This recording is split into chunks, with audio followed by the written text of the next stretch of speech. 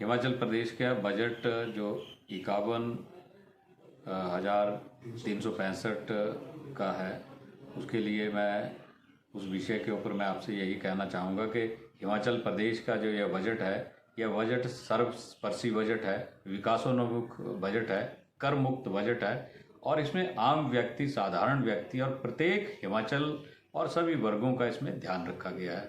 इससे 1 लाख जो लोग हैं उनको उनका मानदेय में इसमें वृद्धि होगी, उनको इससे फ़ायदा होगा। उसी तरह से इसमें मुफ्त बिजली का प्रावधान किया गया है। 1 से 60 यूनिट तक जीरो बिलिंग होगी और 61 से 125 तक 7 लाख लोग आएंगे, उनको 1 रुपया होगा। और उसी तरह से किसानों के लिए 50 पैसे से 30 पैसे किया गया है। तो यह 100 करोड़ रुपए का हिमाचल प्रदेश के आम व्यक्ति, गरीब व्यक्ति और किसानों को इससे राहत में मिलेगी और बहुत बड़ा एक फ़ायदा होगा। उसके लिए मैं माननीय मुख्यमंत्री जी का धन्यवाद करना चाहता हूँ। बुढ़ापा पेंशन है, ये 80 से 70 माननीय जयराम ठाकुर जी ने की और उससे अब यह 60 वर्ष की गई है। तो यह भी एक बहुत बड़ी बुढ़ापे की लाठी भी बनी है हिमाचल प्रदेश की बीजेपी की सरकार और आदरणीय जयराम साहब ठाकुर जी ने बहुत संवेदनशील रूप से इसको किया गया है। और इस बजट में बिलासपुर का भी जो हमारे मंदिर थे जो जलमग्न हुए थे सांडू में, बीबीएमबी का जब ये डैम बना था, तो उनका भी वर्षों से, क्योंकि 60 साल से लोग या डिमांड भी कर रहे थे और दशकों से या था कि इनका पुनर्स्थापना की जाए, उसके लिए भी 1400 करोड़ रुपए का यह बजट रखा गया है। और ये आने वाले दिनों में बिलासपुर जो हम कह रहे हैं कि टूरिज्म की दृष्टि से भी एक यहाँ पर एक बहुत बड़ा एक लोगों के लिए वो बनेगा।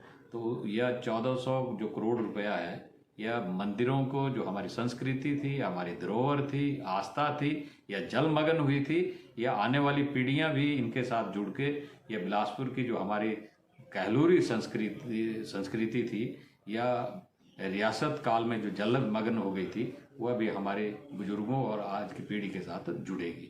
और अंत में मैं यह कहना चाहूँगा कि पिछले कल यहाँ पर कांग्रेस की कोई मीटिंग थी और उस मीटिंग के माध्यम से या प्रेस कॉन्फ्रेंस के माध्यम से उनके जो प्रभारी थे, उनके जो अध्यक्ष थे, उन्होंने कुछ वक्तव्य दिए। तो मैं आपके माध्यम से यही कहना चाहूँगा कि बिलासपुर का विकास तभी हुआ जब बीजेपी की सरकार आई।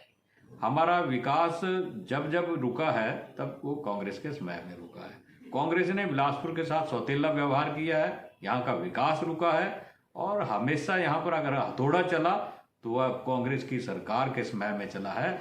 बीजेपी की सरकार ने बसाव शुरू किया है और जितने भी योजना है, एसीसी बीजेपी के समय में आई, कोल डैम बीजेपी के समय में आया, या एम्स बीजेपी के समय में आया, हाइड्रो इंजीनियरिंग कॉलेज ये बीजेपी के समय में आई, बागा फैक्ट्री है, एसीसी से लेके बागा तक या बीजेपी के समय में आए हैं। अब ये 1400 करोड़ रुपए का जो मंदिरों का है, ये बीजेपी के समय है। रेलवे बीजेपी के समय में आई, 4 लेन बीजेपी के समय में आई। इनके समय में क्या आया, कौन सी चीज आई? इन्होंने तो बिलासपुर के ऊपर 3-3 बार हथौड़ा चलाया है। इसलिए लोग कांग्रेस को वोट क्यों देंगे?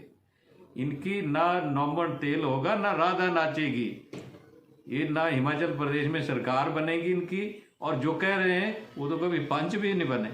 इसलिए ऐसा वक्तव्य देना कि हमारी सरकार बन रही है, हम सरकार में आ रहे हैं, तो यह लोगों का निर्णय और इसलिए ये निर्णय कांग्रेस ना करे, वह काम करे। डेमोक्रेसी है, उसमें अपना वक्तव्य रखे, हम भी रखेंगे। हम व्यक्तिगत छीटाकशी नहीं करना चाहते हैं और जो उसमें हुआ मैं कहना नहीं चाहता, वो आपने अपने अखबारों में लिखा है, वहाँ पर पत्र पत्रिकाओं ने और इलेक्ट्रॉनिक मीडिया ने कहा है। ये एक दूसरे को नहीं देखना चाहते, लोग कहाँ इनको देखेंगे? आज हिमाचल प्रदेश के मुख्यमंत्री जी ने और बीजेपी की सरकार के समय कोई एक व्यक्ति ये कहे कि प्रतिशोध के कारण किसी के अगेंस्ट कोई एफआईआर हुई हो, कोई धक्का हुआ हो। यहाँ पर एक अच्छा माहौल है, अच्छा वातावरण है। अच्छा वातावरण में सब लोग जीना चाहते हैं, रहना चाहते हैं और विकास भी उसी, अगर शांति प्रिय होगा, एक अच्छा माहौल होगा तो विकास में उसी में होगा। इसलिए हमारा आने वाले दिनों में जो एजेंडा है वो डेवलपमेंट है। हमारा जो एजेंडा है ये लोगों में गुंडागर्दी खत्म करके जो आम अमन चैन है वो हमारा एजेंडा है। नशा मुक्त हमारा एजेंडा है। इन सब चीज़ों को लेकर हम लोगों के पास जाएंगे, आम व्यक्ति के पास जाएंगे। अनेकों जन कल्याणकारी जो नीतियां हैं, यह हमारा एजेंडा है। हम दूसरे के कंधे पर बंदूक रख के हम फायर करने वालों में नहीं है। ये मुंगेरी लाल के हसीन सपने कांग्रेस देख रही है, वो देखते रहें। उनके पास सिर्फ नेता रहे, कार्यकर्ता नहीं रहे। उनके पास वोटर नहीं रहे हैं, वोटर सारे बीजेपी में आ गए हैं। जितने भी इनके कार्यकर्ता हैं वो तो एमएलए के टिकट ले रहे हैं, और जो एमएलए हैं वो मुख्यमंत्री बनना चाहते हैं। लेकिन प्रदेश की जो जनता है वो भली भांति, यहाँ की एजुकेटेड जनता है, वो निर्णय लेगी, वो अच्छा निर्णय होगा। क्योंकि उन्हें मालूम है कि केंद्र में और प्रदेश में बीजेपी की सरकार है।